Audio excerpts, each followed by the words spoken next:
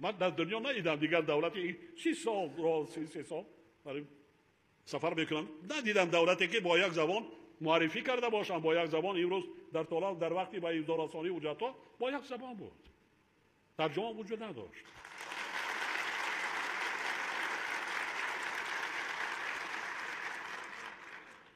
اطمینان دارم که نتیجه های نشست امروز با تحکیم و گسترش میباده جنبه های تجارتی و اقتصادی، سرمایه‌گذاری و گردشگری، همکاری های دو کشور دوست و برادر مساعدت مؤثر خواهد کرد.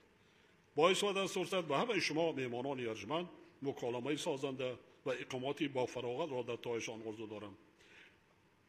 همه تانه صاحب کارا، همه مهمانان حاضرین، من شما را به جشن نوروز دعوت میکنم.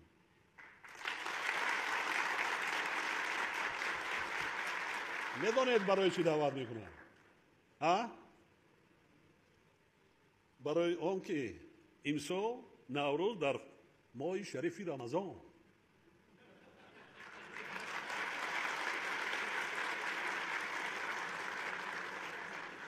وقتی که سفر کردی چیکار میکنی؟ خب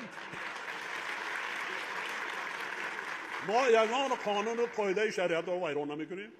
چیزی که فرمودن همه را بکنیم. شما دید